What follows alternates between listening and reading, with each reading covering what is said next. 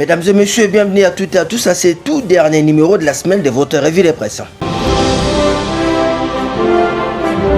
À Dubaï, Souminoua fixe les caps. DP World promet la livraison du port des bananes en 2026 à la île du tabloïd Info 27. La première ministre Judith Suminwa Tsulouka s'est rendue jeudi 10 avril à Dubaï pour rencontrer les dirigeants de DP World, le troisième plus grand opérateur portuaire mondial. Ces rendez-vous importants visaient à accélérer la livraison du port en eau profonde des bananes, un projet stratégique pour la République nord du Congo. Info 27 poursuit dans un contexte de relance économique et de diversification des partenariats internationaux. Judith Suminwa Tsulouka a choisi d'imprimer sa marque dès les premiers mois de son mandat. À Dubaï, la chef du gouvernement a échangé avec Sultan Ahmed bin Suleiman, président directeur général de DP World, autour de l'état d'avancement du projet des ports de bananes situé à l'extrême ouest du pays sur les rives de l'Atlantique. Doudou Mfwamba défend la consolidation d'un état budgétaire souverain, la grosse exclamation du quotidien d'action développement à la prospérité.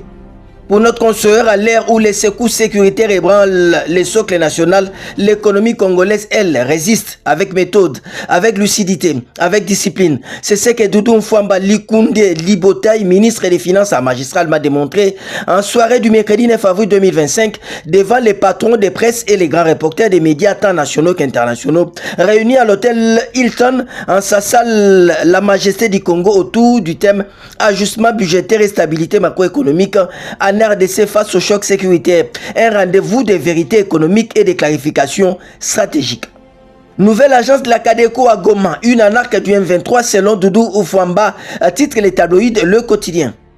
Pour notre confrère, des voix s'élèvent concernant la nouvelle agence de la Cadeco à Goma, mise en place par les pantins du M23 FC. À ce sujet, Doudou Mfwamba Likunde Libotaï, ministre des Finances, a cherché à éclairer l'opinion sur cette question qui taraude les esprits et met à mal le portefeuille des citoyens de Goma. Selon le ministre des Finances, l'économie n'est pas de la magie. On a fixé des taux de change artificiels à Goma. C'est une arnaque du M23. On leur dit, vous déposez de l'argent, il n'y a pas d'opération de retrait. Nous encourageons la population à ne pas tomber dans ces pièges, tranche-t-il, avant d'encourager la population à utiliser le mobile money, d'autant plus que le gouvernement continue à payer les salaires en dépit de cette situation de fait. Autre sujet, rentrera-t-il par quelle partie orientale du pays? Kabila un retour qui fait trembler à l'UDPS, rapporte le tiers de mandat d'information générale Congo Nouveau. Ces retours annoncés par l'Est du pays a suffi à l'Union pour la démocratie et le progrès social pour confirmer les allégations de connivence avec les rebelles de l'FCM 23 portées contre Joseph Kabila. Sur les zones de la radio Top Congo, poursuit Congo Nouveau, le secrétaire général du parti présidentiel Augustin Kabouya a affirmé que l'insurrection est l'unique manière pour Joseph Kabila de revenir au pouvoir. Kabila, tout en étant conscient que par la voie électorale, jamais il ne peut gagner même les élections municipales, vu tout le mal qu'il a fait aux Congolais. L'unique façon de revenir sur la scène politique était de tuer les Congolais, a-t-il déclaré. On va terminer par ce titre qui quitte collège Sadisana, échange fructueux entre la délégation de la fraternité plus Sadisana et les révérends pères provincial de la Compagnie de Jésus pour la province d'Afrique centrale.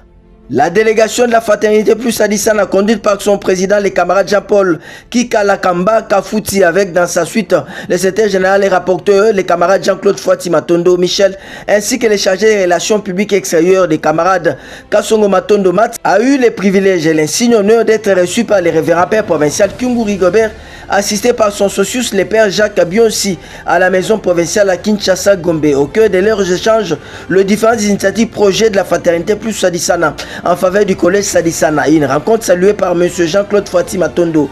Michel, c'était rapporteur de la structure. Ça n'est donc fini pour cette revue de presse. On se retrouve la semaine prochaine, tous derrière nos FRDC, Bendele Koyate, Congolais Téléma.